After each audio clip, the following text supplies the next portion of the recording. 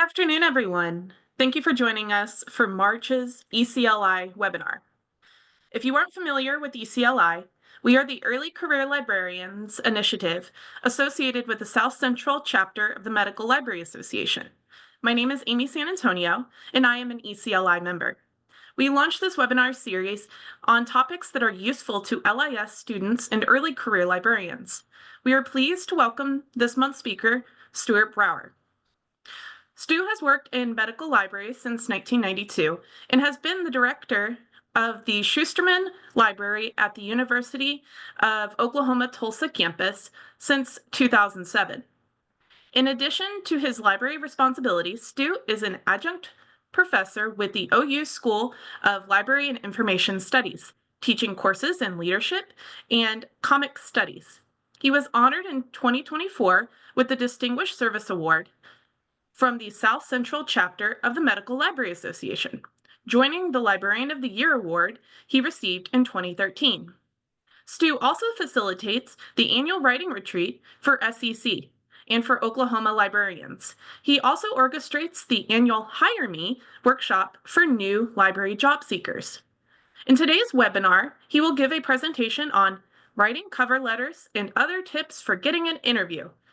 Thank you for being our guest speaker this afternoon or this morning, and I will turn everything over to you. Thank you very much, Amy. And I want to thank everybody for being here today. I, I have a number of concerns about being labeled as an expert, but we'll get to that in here in just a minute. First, let me see if I can get my screen shared correctly. Well, I did something, so hopefully you all are seeing a gray PowerPoint slide that has oh, John tells me I've got it, so I think we're good. I want to share just a few thoughts before we get too far into this.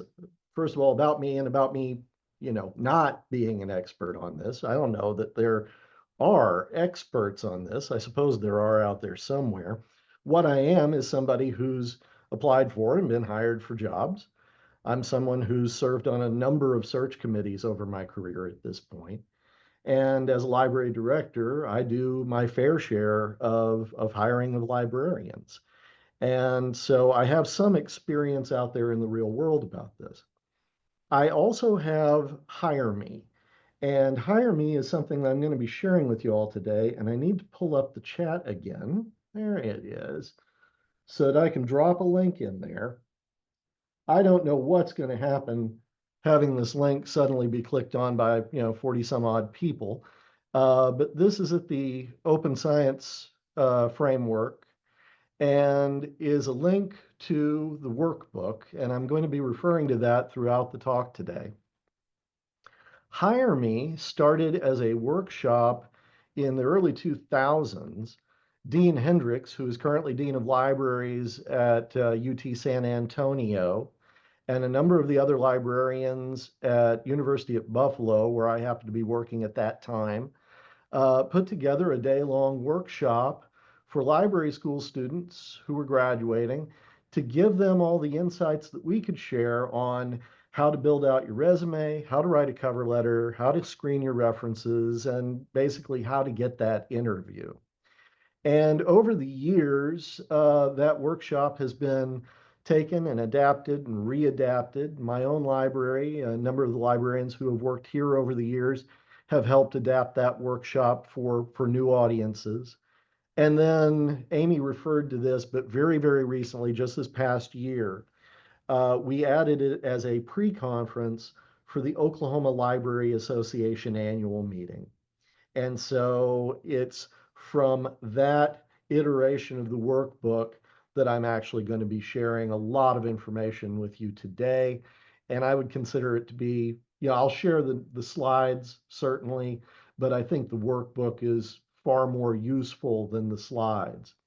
And for those of you who just clicked on it, and I think if I just pull this over, you should be seeing in your web browser a screen like this. Is that right? Yeah. And then once you're there, you can click on Files to get to the book itself. The most recent iteration of it is the Hire Me Workbook 2024. That's just last year. And when you click on through to that, you get to a 130-page manual that many librarians have had hands on many times over the last 20 years. So we'll be referring to this workbook throughout the talk today. Okay. And then lastly, if I haven't already said this, my thanks to ECLI, to Katie, to Maddie and Amy, and also to Dora Mensa, who is not with us today because she had other things to do, but who roped me into this mess. All right, on with the show. What we're going to be referring to throughout the talk, we're going to be talking about tracking your accomplishments and how to do that accurately. We're going to talk about how to craft your CV or resume, how to write cover letters, how to curate a list of references, professional references for jobs, and then time to answer questions and have discussion and talk about anything else that we haven't talked about. Why are we doing this? I don't know. You're the early career librarians. You tell me. I suppose it's possible that you're still looking for that first job, although I think most of you are probably already in your first job. But maybe at some point or another, you'll want a new job. Maybe you'll serve on a search committee at some point. Maybe you'll be helping others, other librarians, and mentoring them in how to apply for jobs. Maybe you'll be serving as a job reference. The point is that if you're going to be a professional and you're going to be a part of the profession, then you need to understand these things because they affect the ability of librarians to find work. And as a professional librarian, this is a part of the gig. So that's why we're talking about this today and why it's a set of skills that you'll want to continue to grow and enhance over a lifetime, over a career. Um, I want to talk about my first mentor. I've had several in my lifetime. My first one was Michaelin McKnight when she was a hospital librarian at Norman Regional Hospital, and I had just gotten hired as her clerk. And I had not been working there for even a week when she started a folder for me, a literal manila folder that she kept in her office, in her drawer. And she said, "This is your folder. And when you leave here, you're going to take this folder with you. And this folder is where anything that you accomplish over the time that you are working here, working in this library, we're going to make a photocopy of it, or we're going to, transcribe it onto a piece of paper or a note or post-it note, whatever form it has to take, it goes into the folder. Certificates go into the folder. Um, you finish the reshelving project. We're going to write up a memo about how you finished the reshelving project. That goes into the folder. Her concept was one that I was supposed to take with me from that job and continue for the rest of my career. And even to this day, I do this. I no longer have a folder where I put everything physically, I do it online. But the idea is sound, making certain that you constantly track your accomplishments. Inventory everything that you've done, all your experiences, paid and unpaid, your education, skills, certifications, things that you've completed and gotten a certification for, any goals that you've accomplished and how you've met those goals. The big folder forms the basis for everything else that you're going to grow out of it, including your resume and your Vita. And you need to remind yourself that the resume, the Vita, that's intended to be a living document that grows over time. I do encourage everyone to come up with a method that works well for them. Some people are much more confident with spreadsheeting than I am, so it all goes into the spreadsheet. Some people like having the physical items in a physical folder. Some people, like me, do it kind of on the cheap. I keep track of everything in my calendar in a given month, and then at the end of the month, I add a whole bunch of stuff to my Vita. But whatever method works for you, you need to get into the habit of consistently tracking this information. In the workbook on page 84, you're going to find some tools. It starts there, it goes throughout the appendix. The first tool set there is the Workplace Experience Worksheet. although I don't use these worksheets myself, in the classes that we teach, the Hire Me workshop, we do use these as an exercise in class. And it's a good exercise to get into the habit of, a way of documenting what you have accomplished. In this case, within the workplace. So any particular job that you've had, documenting the important, noteworthy details about that job, including your job title, what your salary was during the time that you were there, what your dates of employment were, contact information for important people who were there, what your duties were, and making certain that those are actually written out and documented appropriately. And then you get to accomplishments, projects, any skill sets that you built up during that time, any recognitions or awards that you were given during that time. This is one way of documenting it, obviously longhand, but I would think that this would make a fine spreadsheet. I think this would make a fine database. You could have any number of ways that you're tracking this information. You'll find elsewhere in the appendix of the workbook things like the accomplishment worksheet, where you might focus on an individual goal or accomplishment and then detail out what did you specifically accomplish? Why was it special? Who got you involved in it? We're going to talk a little bit about networking as we get through the rest of this lecture. And, networking is important. It's about making certain that everybody knows what it is that you have to contribute, but it's also recognizing other people for what they're great at and being able to share that information. So how did you get involved? Who brought you into it? Was it a mentor? Was it a boss? Was it a colleague? How did you contribute? What was your role as part of a team? What did you do personally? What were your contributions to the outcome? How did you get that work done? What skill sets did you build up while you were accomplishing this particular activity? What was enjoyable about doing it? You might also put what you didn't enjoy about doing it. And what were the measurable outcomes? An example of this, I mentioned like, a reshelving project. I mean, that's a fairly bland example, but it's huge.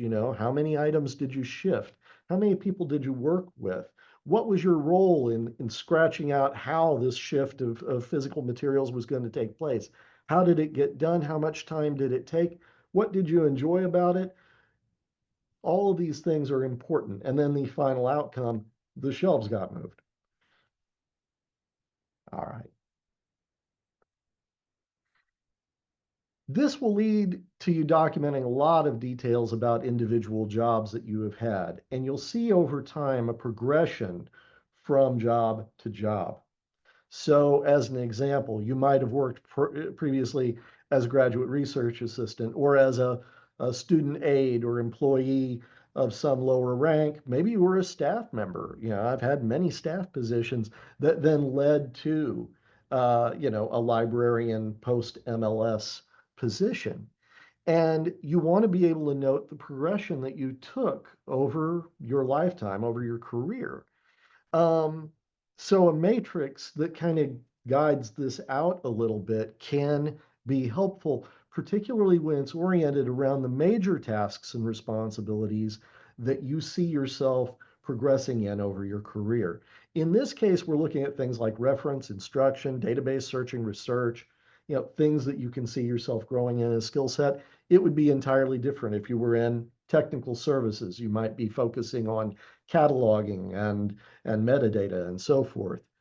But the idea being that you might start out as a reference person doing basic work at the reference desk, but then graduating from that as a reference librarian to providing consultations and more in-depth research assistance.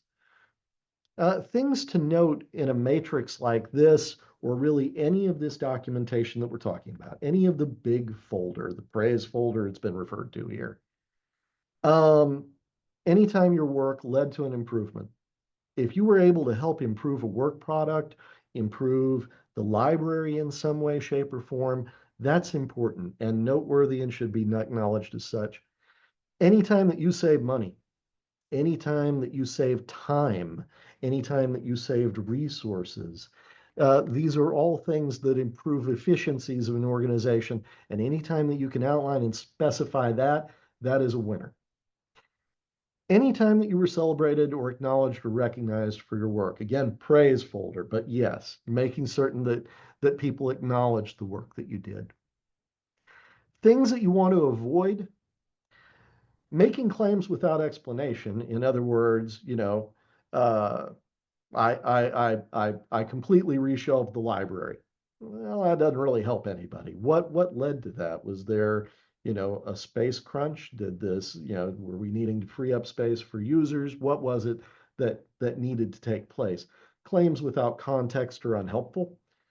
And then the big one to avoid, overpraising yourself, I suppose, world class, superior effort, unless it's something where you can point at an actual ranking. The work that I did increased our ranking in the ARL listing from 33rd to 32nd. Unless you've got something specific that you're going to say, this is how we improved our rankings or ratings from an external source doing that rating analysis, I don't think it's a good idea to overcompensate, if you will. I hope this is making sense so far. This is all about finding a system for yourself that works for you, that documents your accomplishments, because these accomplishments are what are going to go into your resume, your vita, and your other documentation that you're going to use when you're applying for jobs. So what about writing a resume or vita? And we are going to talk about the differences between those types of documents here in just a minute. There are some big ones, right off the bat. Be organized. The resume should be easy to read and understand. Why? Well, you're sharing your accomplishments and your abilities with somebody who theoretically doesn't know you. They're new to you. How hard do you want to make their job? I'm the hiring manager. I'm the guy who ultimately is going to say, yes, I want this person for that job, and we're putting all these others aside.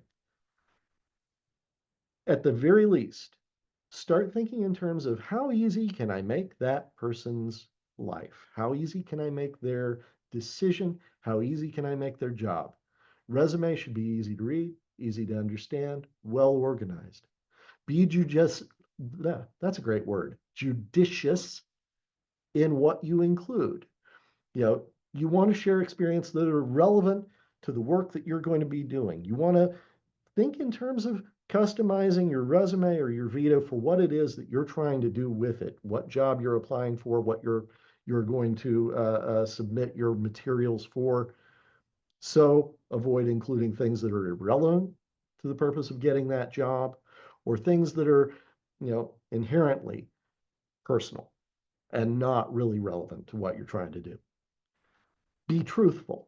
Your resume should reflect your qualifications, your experience, who you are really, and shouldn't be trying to overinflate yourself, but should be simply an accurate document. And you're all great, so you really shouldn't have any problem with being accurate. And then be error free. And I need to include a note on this one. There was a librarian that I worked with in Buffalo who served as co-chair of a search committee with me. And she was uh, unforgiving, I think would be the best word to use. Any error in spelling, grammar, punctuation, any error of any sort, she'd mark. And frankly, it was a mark against you as an applicant, a significant one in her mind. And I understand her rationale here, which is to say, you've had all the time in the world to prepare this document and make it perfect. Therefore, all the materials that you are submitting for a job should be perfect. If this means putting, I'm blessed. I've got a wife who, in her off hours, has been an editor. She knows how to read through something and make certain that it is error free. Find friends, get lots of eyes on your documentation, run it through the spell checker and the grammar checker in Word. Do everything that you need to do to make certain that your work is perfect, because everybody else is also doing that. And that's the standard that you're going to be held to. So I've shared that bit. Great librarian in Buffalo, by the way. She was phenomenal. And the fact that she was very uh, we'll say judgmental about this particular aspect of the work meant that we ended up with incredibly top tier candidates for our positions. There are different types of resumes. And I should take a moment to say there are experts in resume writing and resume building, and they write books about resume writing and resume building, and there are tons of books out there for you. And they will get into the different types of resumes that there are. We're going to talk about a number of these, chronological being the first up. But before I get into this, I have one other thing I need to share about resumes, and it's going to come up at some point or another. Somebody somewhere in library school or before we all got to library school said no resume should be longer than one page. That is inaccurate. You are professionals in a profession. Your resume needs to be as long as it needs to be to properly document why you're the best person for the job. Now, does that mean that you're going to hand in a 17-page resume? No, because now you're making my job hard. It should be easy to read. It should be concise. It should be accurate. It should be truthful. But limiting yourself to a page arbitrarily doesn't make any sense to me. Um, Resumes can be longer than that. Cover letters as well, and we'll be talking about that here in a minute. The chronological resume, you'll find an example of that in the workbook on page 89. Chronological resume, I'll say, is probably the most common, where you've documented all of your work and you've done so in reverse chronological order.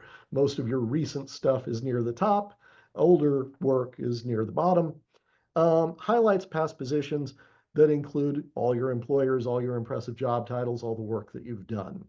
Showcases your accomplishments, promotions, increases in responsibility. That's a very important one. If you've worked for one institution for a period of time and you've been moved up in rank and responsibility during your time at that institution, you should make certain that all of those job titles are written out independently and that it shows a definite progression over time. It should demonstrate stability in your work history, which also points out the occasion where a chronological resume might be problematic, which is if you have substantial gaps in your work history. My wife, for example, needed to take time after our son was born because of health issues. And so coming back into the workforce, a purely chronological resume would have shown a gap in her employment. And so you need to think, is there a way of compensating for that? There is, and that's the combination resume. Combination resume sort of says, we're going to look at my chronology, but it's also going to bring in other elements and stress skills, stress accomplishments, and in such a way that it can kind of demonstrate that there are no real gaps, just gaps in employment that I've filled with these other things. Anyone applying to a field that prefers combination resume, it mentioned special libraries. A lot of the time, special libraries are looking for very unique skill sets. And so being able to bring your skills to the top of the resume and your employment history might be subordinate to that. But figuring out what's really important for each job and crafting the resume that is best for that job application. Highlighting skills and experience that's most relevant to the position, like for the special library example, and de-emphasizing the gaps that you might have had in your work history. If you have a stable work history, you have very few problems. You're probably going to stick with the chronological, but combination resume buys you flexibility. Again, example of that on page 91 of the workbook. This brings us to the curriculum vitae, or CV. Um, CVs are considered for people who are applying primarily for academic positions. That may be tenure track or that may be non-tenure track or a professional librarian position, but it will always, always, always be asked for. Um, Somewhere in the job application, it will say, that they are asking for your CV and references and cover letter. It will not say resume. Resume is for jobs asked for resumes. CV is for jobs asked for CVs. The best way of describing a CV is that it is a complete catalog of all of your accomplishments as an academic. It is intended to highlight everything that you've done as a part of the academy. So if you think of the holy trinity in academic work, it's teaching, research, and service. And oftentimes you'll find the formatting of a CV is sort of built around those concepts rather than what jobs you've necessarily held, although those are also in there. It makes a point of highlighting how you have been a part of the academy in that larger sense and what your contributions in terms of teaching, research, and service are. But it's intended to be comprehensive. It should cover all of your academic roles, all of your publications, anytime that you've presented at a conference, whether it's a paper or a poster, any committee work that you've done, any service that you've provided to associations like Medical Library Association or groups like ECLI. Everything gets documented. Avoid if you're applying to non-academic roles. It's too much. It is because of its comprehensiveness, it tends to be a multi-page document. My CV at this point, I think, hovers around 20 pages in length. That's not something that, most reference library jobs are going to be asking you for. They want something a little shorter than that. And of course, if the job posting requires a resume, don't contribute a Vita. I think I have covered almost all of this, but think of it this way. The resume highlights your qualifications and your experience. It's for the specific job. The CV is supposed to be everything. And because they serve different purposes, they are truly not interchangeable. And you might have reason to have both. Okay. Matt's asking, I promised myself I wouldn't look at the chat. This is Katie, this is my fault. I looked over at the chat. I shouldn't have done it. What if it asks for your choice, resume or Vita? Consider the job carefully.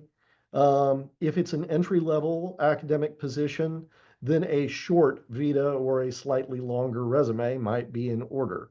But if it's giving you the option, then yeah, you need to think in terms of what the job is really going to entail, what it's asking you to do, and how best to craft either a resume or a shorter Vita to get you through that particular hoop.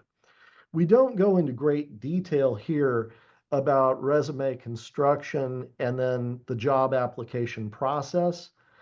But one bit of advice that I have been giving people for years is don't think of the resume, or Vita for that matter, as being one document. It's several documents. You should customize a resume for every job for which you're applying. You shouldn't just be grabbing your resume, the most up-to-date one, and chucking it in there. You should be looking at the resume and saying, well, the job ad calls for this and this and this and this. Does my resume reflect that I do, in fact, have all of those credentials, meet all the requirements of the position? You're also going to be using that for your cover letter. Make no doubt it serves both purposes. But whatever documentation you're providing to make certain that that job ad, you are one for one, meeting the qualifications of the job ad. And so the resume or Vita, whatever it is, needs to demonstrate that. We'll come back for more Q&A at the end, I promise. And we'll try to keep track of all of these so that I don't miss anything. Because I miss stuff. It happens. See, Matt, this is exactly what you were asking for. Does it ask for the resume or Vita? Provide what's asked for. Does it ask for a cover letter? Provide what's asked for. Does it ask for 3 to 5 references? This is one of my personal favorites. I've had people apply for jobs where I've asked for 3 references, and they say references provided upon request. Well, I requested the references when I posted the job ad, so automatically I am now dealing with somebody who couldn't read or comprehend the job ad correctly, and they are no longer in the pool of candidates. If the job ad asks for it, you provide it. Simple as that. Um, you'll find a little bit more about this in the book as well, in the workbook. Notes about electronic job applications, which obviously are the norm now. And it's interesting to me because oftentimes you're asked to fill out forms online with all the exact same information that is in fact in your resume or Vita or whatever other documentation you're providing. And you might ask yourself why you're having to do this twice. The main reason that you're having to do this twice is because, and I can say this as a hiring manager, I have to run a search committee. Not the entire search committee is generally going to have access to the electronic stuff. In fact, as the chair of the search committee, it's always my responsibility to disseminate all of the documentation to the members of the search committee so that we can collectively go through it and make some judgments about who it is we want to call in, call for interviews, whatever it is we're going to do. We send out the PDFs. It's easier, it's more concise, it's exactly what the applicant wanted in front of us.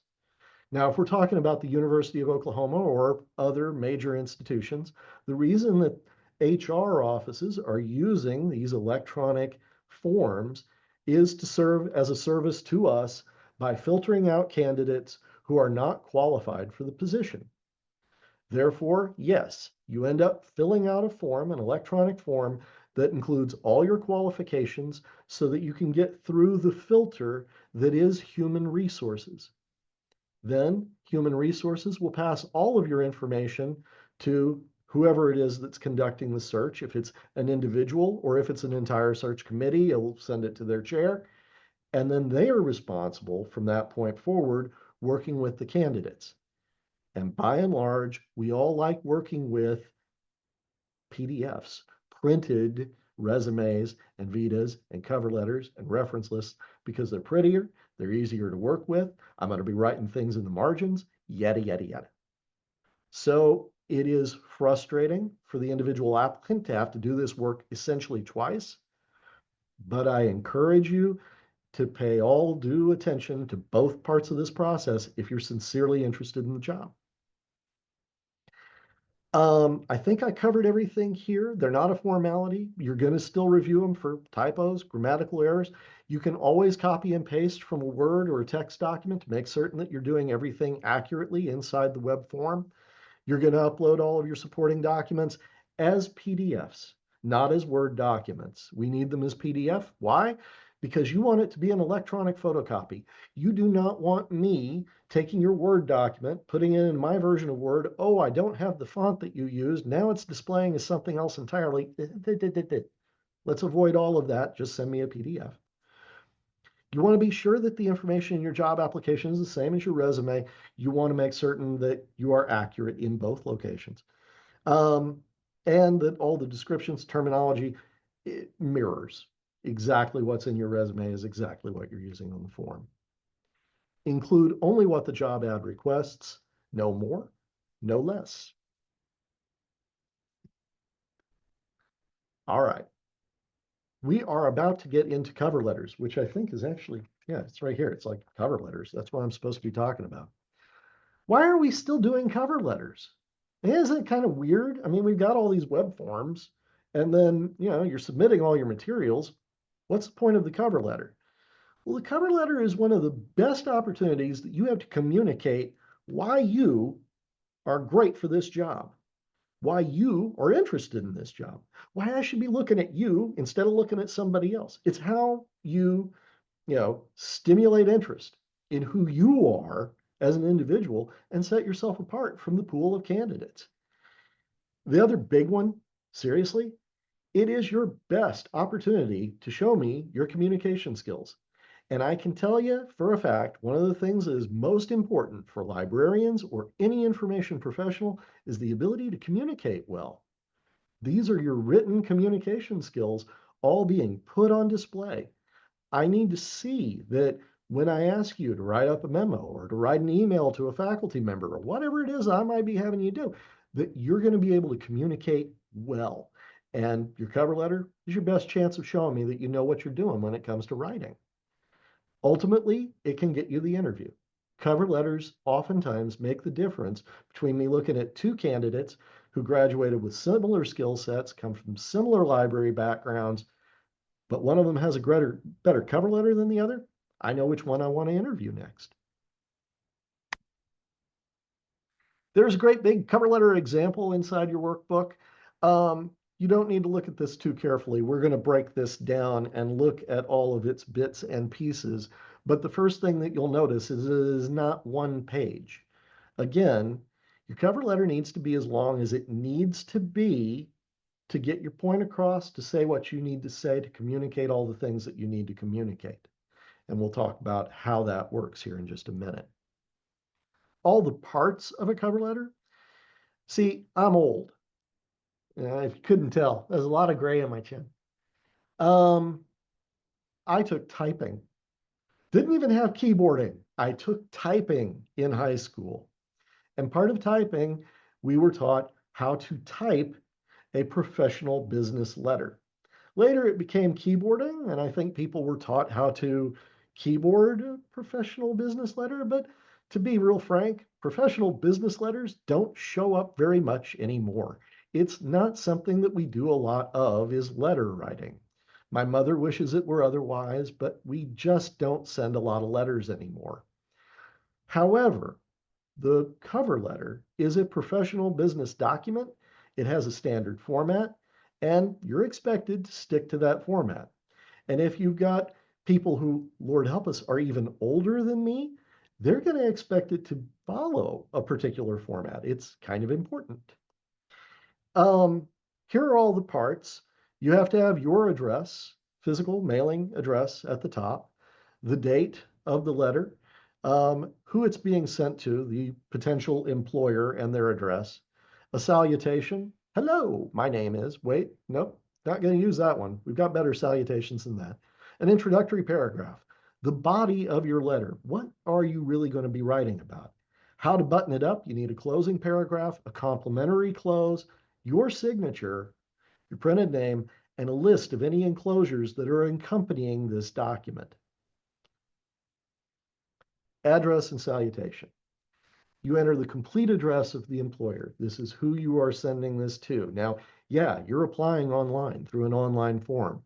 So you're going to have to go to the library's website and find their mailing address on there somewhere. That's probably a good idea anyway. And while you're there, you might look for their goals, their values, and their strategic plans so that you have that somewhere tucked away because you should know who it is that you're applying to and what it is that they consider to be valid and important. You need to include the name of the point of contact as listed on the job vacancy. This will often be, dear Professor Brower or dear, Mr. Brower or whatever the salutation will be. If there is no individual named, and that does happen, then you need to address it to the search committee. It is imperative that you do not address these letters to whom it may concern. That assumes that someone is concerned. They may not be. Um, or, my personal favorite, and wow, tone deaf. Dear sir or madam, you gotta love that. No, avoid those like the living plague. If you really cannot find or factor in who it is that's making the hiring decision, then dear search committee or dear search committee members is perfectly appropriate. Your introductory paragraph. This is just to get things rolling. You need to talk about the position itself, what it is that you're applying for, why you're applying for that job. How'd you learn about that job? We're always interested. Was it the ad that I posted on MLA or was it someplace else that you came across it? I need to know how it is that you came across the position. You're enthusiastic about it. Why are you enthusiastic about it? How does this match up with your own professional goals and where you see yourself headed in this profession that you've chosen? You want to provide transition that links to experience, education, skills, just sort of a touchstone on that. You're not diving into it very deeply. You just want to say, yes, you're going to be good for this position and get me interested in hiring you. Body of the letter. Okay, honest to God, the easiest way to do this is to pull that job ad up and look at it. Somewhere in that job ad, it has the requirements for the job. You're going to grab an old fashioned, I've got one right here. You're going to grab a highlighter. You're going to highlight that. Somewhere in the ad, it's going to say, here are the job requirements. You're going to highlight those. Here are the job responsibilities. Here's the work you're going to be doing. You're going to highlight those. Those form the outline of the body of your letter because you're going to directly answer every single one of those. It will feel sometimes a little boring. The job says, it'll say requires minimum 3 years experience in a teaching position in an academic library. And you will say, I have taught for the last 4 years at academic library of the blah, blah, blah, and blah, blah, blah. You are going to address every single one of their requirements and then every single one of the job responsibilities as a part of the body of the letter. If you don't have some particular uh, match, skip it. But as much as possible, you want to use the job ad as your outline and use that job ad to address every single one of your strengths and why you're great for this job. Some things in here. Stimulates interest in you, yes. Strong case for how your qualifications meet what the employer is asking for, absolutely. Your work experience, volunteer experience, class projects, any work that you've done. Describe how you're going to add value to their organization through example. You have done all of these things. Describe how you're going to help that organization meet their goals for the future. Do you remember we just mentioned you should have a copy of their strategic plan? You should have their goals and know what it is that that library is trying to get done and make certain that this aligns with what you want to do and how you can contribute to those goals. How your professional philosophy meshes with their mission and goals. Librarians share a lot of professional philosophy. We have a lot of things in common as information professionals. It's okay to touch on those things and to come back to those. It should describe what makes you different from other applicants. Now, one problem I've always had with that line, I don't know who all the other applicants are. I have no idea. But I think each of us can think about our history and say, boy, there's some stuff that I've had in my past that not everybody has probably had. When I got started, along with all my library experience, I had been the night auditor at a hotel. I had a ton of customer service experience with people who were upset about their billing or had found some problem. And that was a learning experience like none other. And at least for my first professional job, I was able to highlight the fact that I had worked terrible hours working with angry patrons and trying to solve their problems for them. That was vital. And I think something that really did, in fact, set me apart that first go around. How do you close it up? Well, you know, you've got a lot of easy things. Um, Refer to your resume and application. Happy to give you all of this information. Restate, I'm very interested in working for your library. I think this would be a great fit for us. I would love to hear from you. I would love to set up an interview. Please let me know. Yeah. State what you will do as a follow-up. Uh, yeah, I I am happy to follow up with you by phone if or by Zoom, however it works best for you. Again, make the hiring agent's job easy.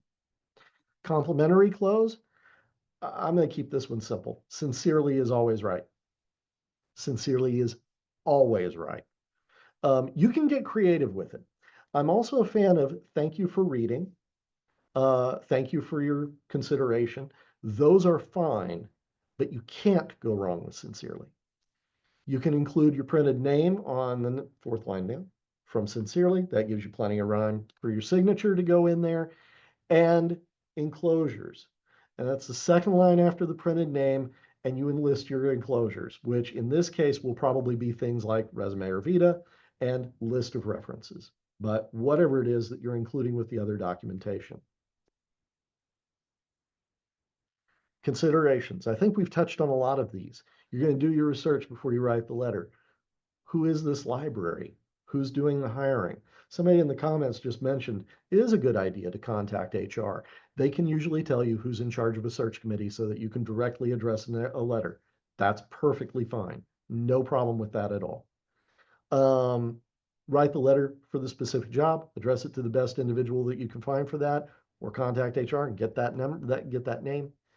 Use the job announcement as your outline for the letter. Be consistent in your use of terminology, abbreviations, grammar, and if at all possible, use the exact wording from the job application itself. The job announcement refers to it as reference and instruction. You're going to call it reference and instruction. You're not going to call it, assistance and teaching or whatever other buzzwords might be out there at the time. Stick to the terminology that the hirers, the hiring peoples are doing. An email is never a substitute for a cover letter. If they've asked for a cover letter, they've asked for a cover letter. It's a business document. You're going to have to do one. And never use boilerplate. I swear to you, we can always tell when there's boilerplate. And these days, I'd like to say I'm getting pretty good at telling when AI has written it. And I would be willing to bet that even though I'm an old fogey, there are probably people out there who are better at that than I am and can read through a letter and go, this was not written by a person. I am an academic, and I believe very strongly that in academia, we are here to hear each other talk. That's why we're here. I'm not here to hear what some AI engine wrote for you. I want to hear your words. I want to hear your ideas. You're the person I'm interested in hiring. I'm not interested in hiring an AI. I'm really, really not. So use your own words, okay? And don't use boilerplate. Curating job references. Um, so you'll always be asked for job references. Typically three. Um, I've seen some jobs where they ask for as many as four or five, but three job references is usually enough or correct. However many they ask you for, that's how many you're going to provide. You need to think of your job references as being your team, your support team. These are the people who want good things for you and want to get you hired somewhere out there. They want to see you succeed. Okay. Lots of past managers and bosses and so forth, they want to see you succeed. They want to see you do well. Instructors, library school instructors, if it's your very first job that you're applying for, it's not uncommon to include maybe one library instructor. But otherwise, we're asking for job references, people who have worked with you, who can talk about what your qualifications are. It is vital that you ask them, these individuals, whether or not they will be a positive reference for you. It's easy enough to, send me an email and say, hey, Stu, will you be a reference for this job? And I can go, well, yeah, but that's not what you're asking me. You want to ask me if I'm going to be a positive reference for you, if I'm really going to be in your corner on this. You want to feel confident in using me. So ask if you can feel confident in using me for a reference. Choose references who have, I'm going to say at a minimum, decent phone skills. Uh, I get in any given week a number of phone calls for job references. And when I'm answering the phone, you know, I, I like to think at least that I'm having a conversation with somebody and I am answering them well. So if you can select references who have good phone skills, so much better. Choose references who can speak directly to your experiences and abilities. If you have worked for a manager and that manager worked for a director, you might think to yourself, oh, I should get the director. The director will be a great reference. Why? Because the director is a name. Maybe, maybe. I'll accept maybe on that. But the manager knows you. The manager knows your work. The manager knows what your contributions were. And the manager can speak directly to things like Were you punctual? Did you get jobs done on time? Did you do jobs well? Did I have any complaints or concerns about you? Would I hire you again? Would I hire you again has been asked of me of every single job candidate, every single candidate out there who's used me as a reference. I get the phone call, and that final question is always, would you hire them again? So choose references who can speak to that. Give them appropriate notice. Be sure to thank them. Don't tell me the day after you've applied for a job. Tell me a few days before. Let me know what you're up to. These are relationships. These are relationships with people that are hopefully going to be in your corner for a long time to come. And you might need them again at some point. So the courtesy of not just reaching out to them and giving them appropriate notice, but letting them know, I'm applying for these kinds of jobs right now.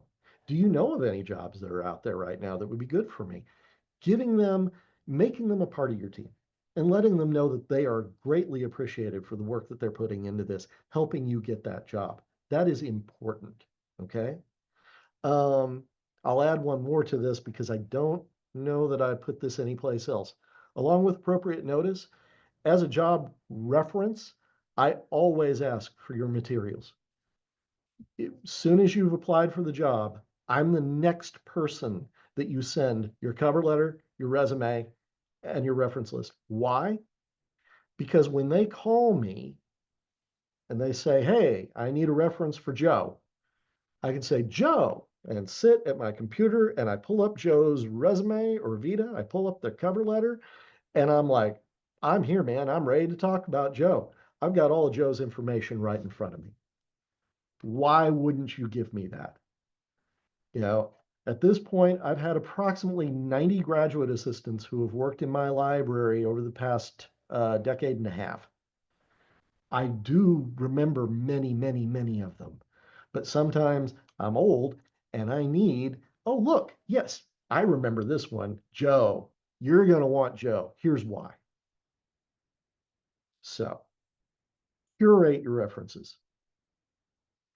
Oh, let's see here. Things that didn't fit anywhere else in this talk. And hey, we're just coming up on an hour, Katie. I think we did this right. Um, why are you doing all this work? This seems like a lot of work. Yeah, it is, and it's a little silly, some of it. Some of it is a little silly. But all of this is to get your foot in the door and to get the interview. That's it.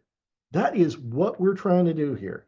All this documentation, all this effort, making certain that you've taken these extra little steps is all about getting the interview. Now, once you get the interview, I can't help you.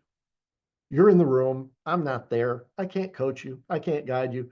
I can tell you there's tons of great material out there about interviewing. There's tons of great material in the workbook about interviewing. You should take a look at that. But the point of all of this is to get you the interview so that you're being considered for the position. Yeah, that's the line about my wife. Ever work with an editor? Just give them what they're asking for. More eyes on your documents means fewer errors. And as I pointed out from the friend of mine back in Buffalo, you don't have a margin for error here. These documents need to be perfect. They need to be grammar and perfect grammar, error free, nothing that would draw attention to any flaws that might creep in. Oh, I like this one. All of your documentation, all your PDFs, whether you do a header or a footer or header and footer, your name, your contact information needs to be on every single page. You're talking about a letter, the letter might be a page and a half. That second page needs to have your name and contact information somewhere in the header or footer. Resume might be 2, 3 pages. Vita might be 4, 5, 10, however many pages. Your contact information needs to be on every single sheet. Why? We don't always staple things. Sometimes things fall on the floor. Sometimes the paper clip comes free and I've got piles of papers and now I don't know which. Just avoid all of it. Header, footer, don't care which, but make certain that your information is on every piece of documentation. Lastly, and this is one that we do at every Hire Me workshop, regardless of whether it's a focusing on the documentation or focusing on the interview or focusing on the job ad itself or whatever it might be. You're interviewing them as much as they're interviewing you. It is vital that you don't just jump. Now, I know it gets hard. You build up a ton of debt in library school. You need that first professional job so that you can start making the money and bringing it in, paying off your debts and whatever else you might have to do. But getting saddled with a terrible job right out of the starting gate, it can kill a career, mostly because of the morale, mostly because you come out of that first, library, post library school experience going, oh man, I put all this effort, all this time and energy into getting a first job, and this is what I get. This is terrible. I'd rather flip burgers. You end up there. Do the best you possibly can to make certain that that first job is a great fit. That you are working with people that you respect and who are part of a better team, that you want to be a part of that team, that the library has goals that you respect and admire and you want to head in the same direction that they're heading, that the institution that you're serving is a good institution and you believe in the work that they're doing. These are all important things, and can make all the difference in that first job, that early career success that you want to have. And when you feel it slipping, shout out to ECLI. Call on your peers. Call on the people who are right now in this little Zoom room and ask them for their help. Ask them what they think, because you've got a professional group out there that wants to see you do well. That's, man, that's good stuff. Okay. All right. Katie, I babbled for quite a while. I'm pretty sure that the next slide is Q&A and discussion. And it has my contact information on there. I am stu@ou.edu if anybody needs to get a hold of me. No, this was great. I think this was some really, really good information. Um, this was a good refresher for me too. It's been a while since I've tried to do any sort of job hunting or anything, so it's always good to just, be aware of these things as they're and some really great tips. Uh, and Amy's going to help me with some of the questions, but if anybody has any questions, please feel free to drop them in the chat. Let us know. And we do have one question earlier in the presentation that do you just want me to go ahead and read that one off right now, Yeah, Katie? please. Okay, and Stu, okay. What are tips or usability for using AI LLMs such as ChatGPT, Claude, Gemini, or any others to assist in writing cover letters and resumes?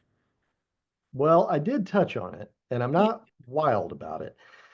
I do understand that a lot of people out there like having some assistance in terms of getting writing prompts. And I don't object to it in the sense of, okay, ChatGPT has kicked something out that gives you an idea, but it's your words I want to hear. I am utterly uninterested in hearing the words of ChatGPT or any other damn AI out there. And that's from somebody who's doing the hiring. So I will say, you know, there are going to be shops that won't notice. There are going to be hiring managers or search committees that won't necessarily notice. It could possibly get mixed in there some way that a cover letter includes some chat GPT language and we can't tell. But why would you want to start your professional relationship with a new shop with that? Uh, I just don't think it's a good idea. I think it's something that you could do minimally to give yourself ideas about what you want to write, where you want to go with your words, but copying and pasting any of, AI's language into your documentation, I think is a bad idea. Yeah. I'm not seeing any other questions in the chat at this time. Is anybody typing? Oh, here we go. Um, If we are pivoting from a previous career, such as pharmacy, into librarianship, what are some recommendations if we do not have the years of experience in that academic special library, but want to apply for that position? Well, and I mean, that is a very specific pivot. But I'll say too that I've known a number of nurses in my lifetime who have pivoted from nursing into health sciences librarianship. And so I don't see any reason why pharmacy or other health sciences background wouldn't be valuable. I think the question is going to be in terms of language. I can see where pharmacists I've worked with a number of pharmacists over the years, and I know that they are information professionals. I know that that's the work that they do. But, the differences in terminology, in terms of what kinds of information and knowledge management they are responsible for, and how you can make that parallel to what the job ad is asking for, might be a little bit challenging. I think a lot of it too is going to depend on, this is assuming that you're pivoting from one career to the other, but you have got the qualifications. You went out and you got the master's in library and information studies, so you have the right educational background and you're ready now to take this on. So you should be in a strong position to recognize where the skill sets from pharmacy would necessarily translate. Sort of similar to what I was saying with my, working in a hotel. I had a lot of customer service experience working in a hotel. Does your pharmacy experience somehow lend itself to, managing inventory? You've got metadata, perhaps that's a part of that.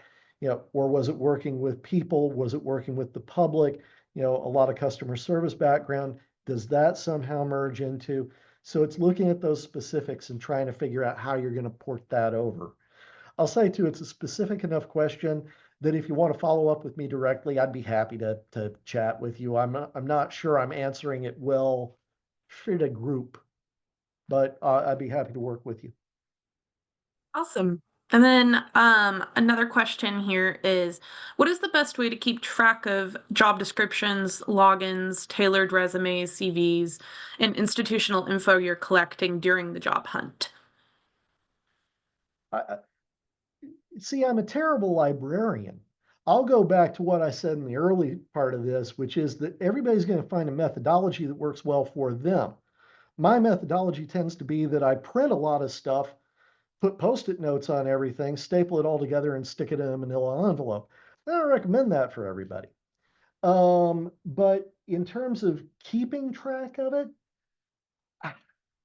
I think one way that you might consider is the if you will, the virtual parallel to that, which is in whatever cloud-based drive you're using to store things, start breaking it into folders for individual applications that you're planning on sending out there, and then have a master list or master folder that you're using for things like your standard resume, vita, etc., that you would then massage those documents for each individual job application. There are a lot of different ways of approaching it. But I think you've got to find one that you're comfortable enough with that you're not going to be losing stuff, losing track of things. I don't know if that's this was a different Katie who asked this question. So I'm not sure. I don't know if that answered your question. And I use folders on my computer story and then a master resume that you adapt for the job. And that's perfectly appropriate. Just be aware that you should adapt the resume or other documentation for each application instead of just counting on it being something that you can copy and paste into every job. Right. Tracy uses Um, Excel. She's smart. I am not seeing any other questions at this time. I'm not sure if I missed any. scrolling through. I love the idea of Trello.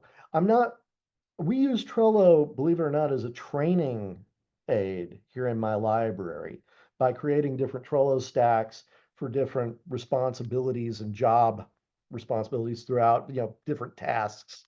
And it's a great way of tracking progress for something. And so I can absolutely see it. You've learned a lot of project management skills during library school using project management tools and treating your job search as a project. Yeah, makes sense. It's how you can hold yourself to deadlines and get things out the door on time.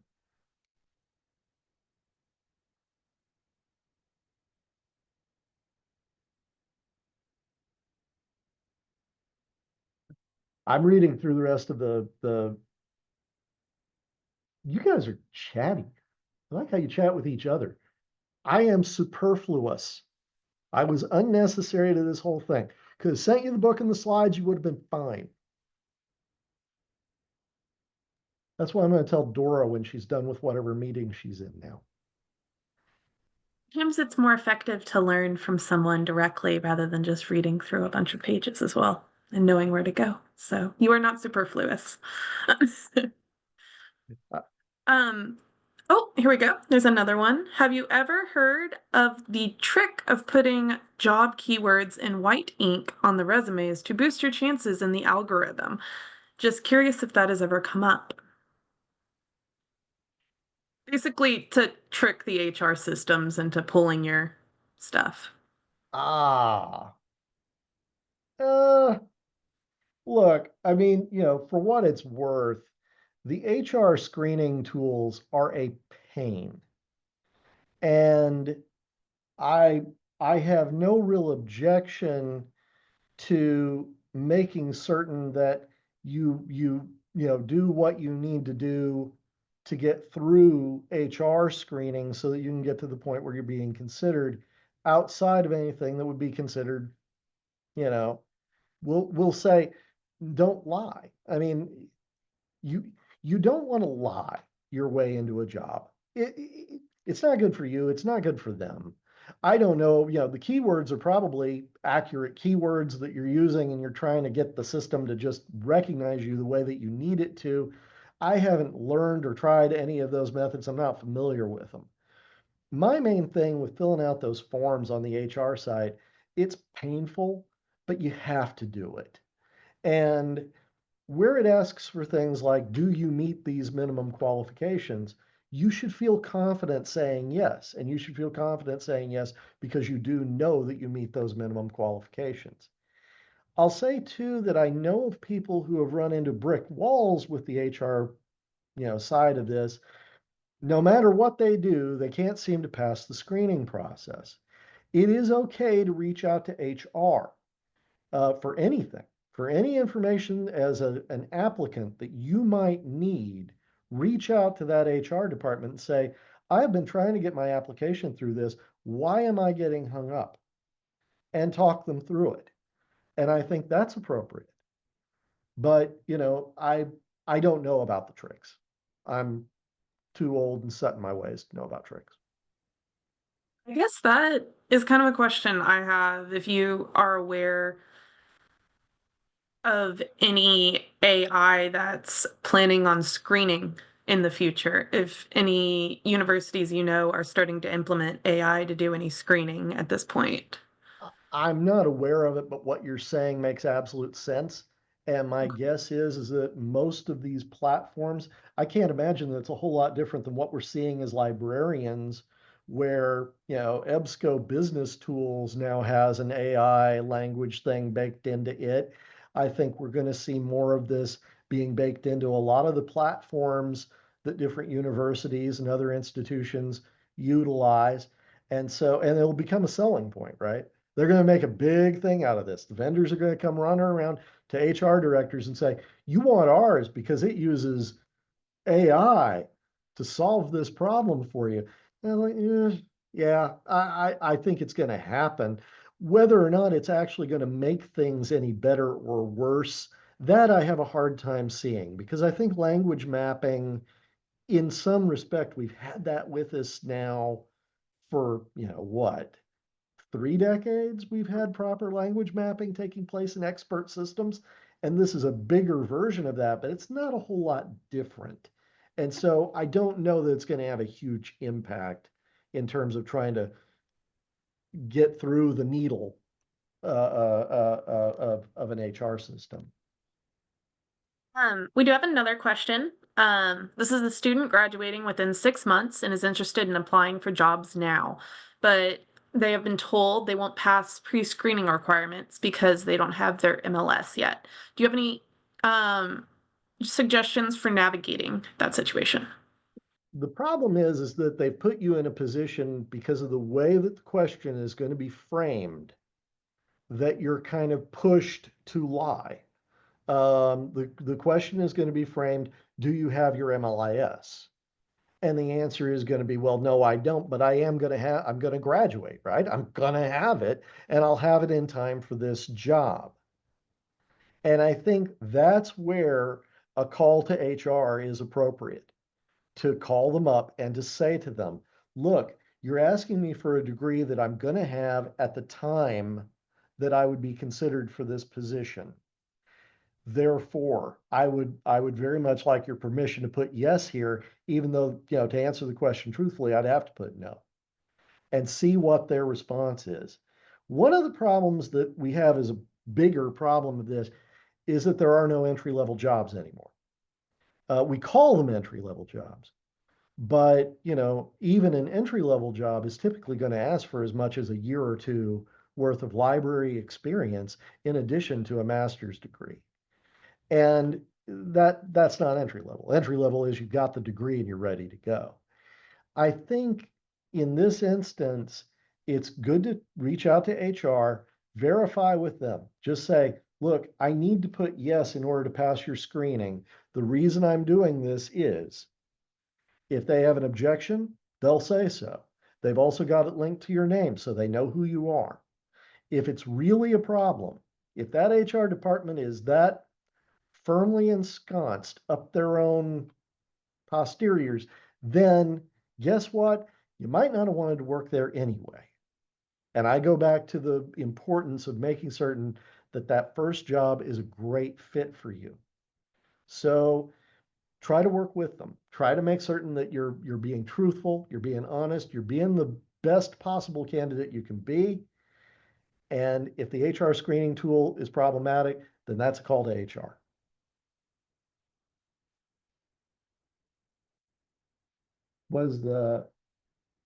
Yeah. Some positions will say if you have your MLIS by. And I am a fan of reaching out to HR. I am not a fan of reaching out to the library directly, even though they're the ones who will ultimately be doing the hiring. If you're in a position where you feel like HR is being completely unreasonable about this, I don't see how it would hurt you other than you'd be told not to apply for the job. But I am not, what I'm saying? Start with HR. Absolutely start there and try to get through the process, the best that you can.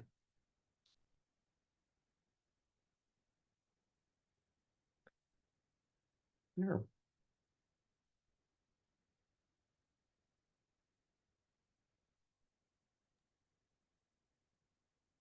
There's some comments in the chat, but I do not see any questions. This is a great group. Yes, we have been very chatty, which is good.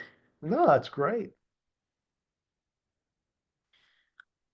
And so if there are no more questions, I just want to say, Stuart, thank you for joining us today, and sharing your expertise. That word again. Yeah. Hey, it's in my script. And now back to, oh yeah, claps. And now back to Maddie to wrap up the presentation. Thank you all for joining us. We have just a few more items to cover before we end today's session. If you haven't completed the demographic poll, please take the time to do so now. Our poll asks for your zip code, how you heard about the webinar, and what future topics you are interested in.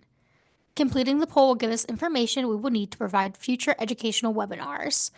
We will give everyone a few seconds to complete the poll.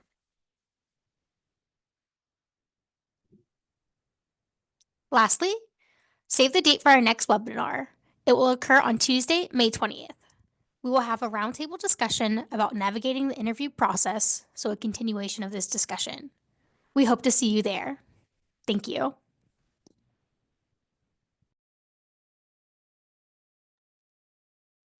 Thank you again, Stu, so much. This was a really good presentation. Sometimes it's good just to get the discussion going, hear from other people, especially somebody that has more experience on being search committees and what they're looking for. So thank you again for joining us today.